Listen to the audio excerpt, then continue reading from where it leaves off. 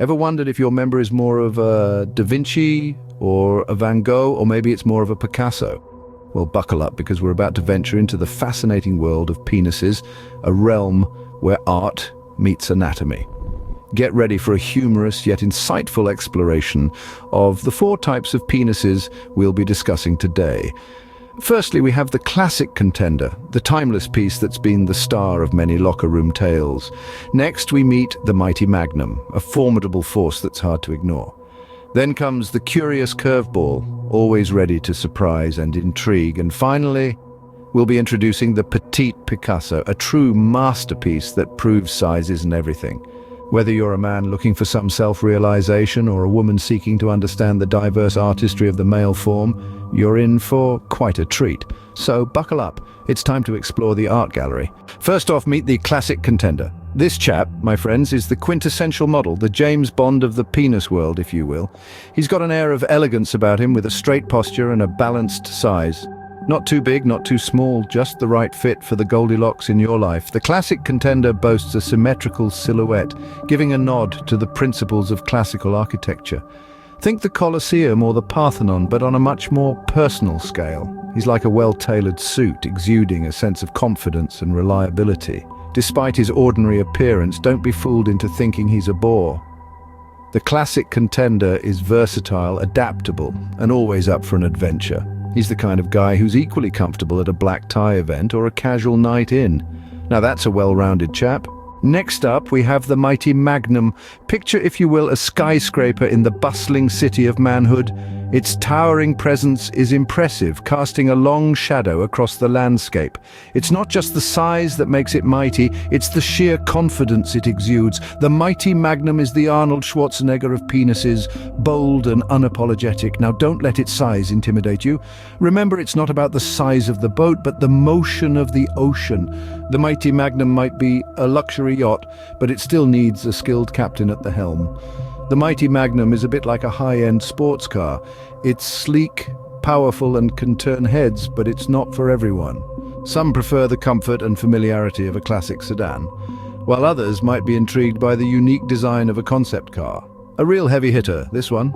Coming in with a twist, it's the curious curveball. This chap doesn't play by the rules of geometry. No, sir, he's a rebel with a cause. He's not interested in the straight and narrow, preferring instead to take the scenic route. Now, the curious curveball might seem a little unconventional. You might even say he's got a bit of an attitude problem.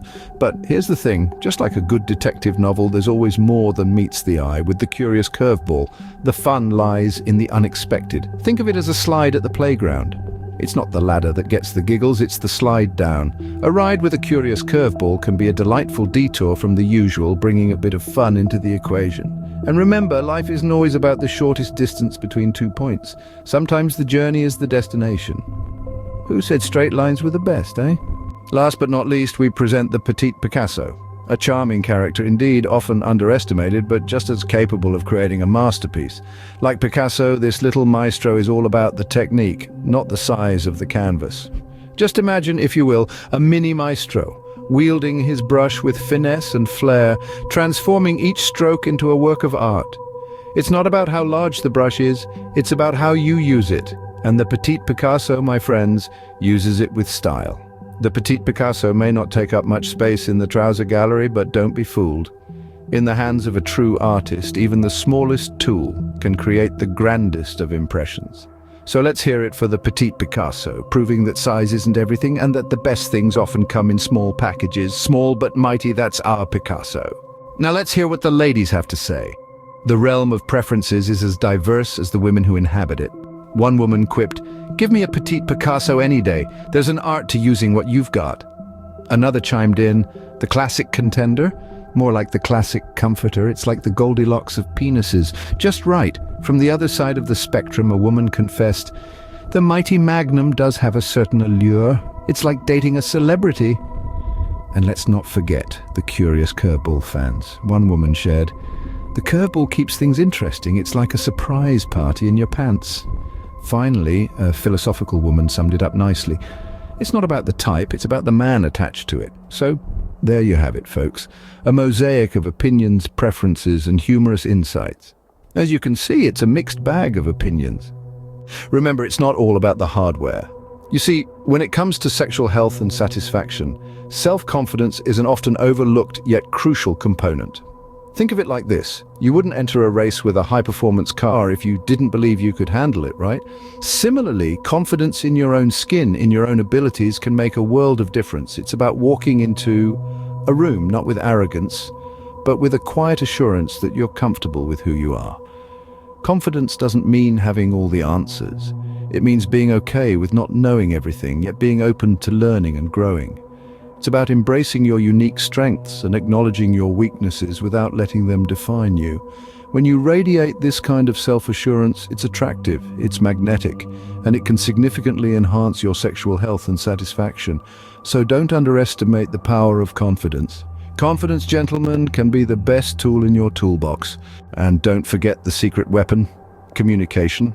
Yes, friends, the secret to great sexual health and satisfaction often lies not in the physical, but in the verbal. Let's dive in, shall we? Communication is the bridge that connects the physical to the emotional, the tangible to the intangible. It's like the magic key that unlocks the full potential of your intimate relationship. So, how exactly does one communicate in the bedroom? Well, it's all about expressing your desires, your concerns, your likes, your dislikes. It's about creating an environment where both you and your partner can speak and listen openly, without fear of judgment or rejection. It's about understanding that every person is unique, and what works for one might not work for another. Remember, good communication is not just about speaking, but also about listening. It's about understanding each other's needs and working together to fulfill them. So talk it out, folks. Your partner will thank you for it. One man's meat is another man's poison, as they say. In the realm of sexual health, this old adage rings truer than ever. Human bodies are marvels of diversity, and it's this diversity that makes us so fascinating. Just as no two snowflakes are alike, no two bodies are identical either. We are all unique, and that's something to be celebrated, not shunned. It's common to compare ourselves to others, to wonder if we measure up. But the reality is, what works for one person might not work for another. What one person finds attractive, another might not. And that's perfectly okay. In fact, it's more than okay. It's what makes us human. So whether you're a classic contender, a mighty magnum, a curious curveball, or a petite Picasso, remember this: your body is a masterpiece. It's unique, it's special, it's you. And there's someone out there who will appreciate it just as it is. So embrace your uniqueness and let it shine. Now let's not forget about the appetizer before the main course. The role of foreplay in sexual satisfaction is paramount. Think of it as setting the stage for the grand performance.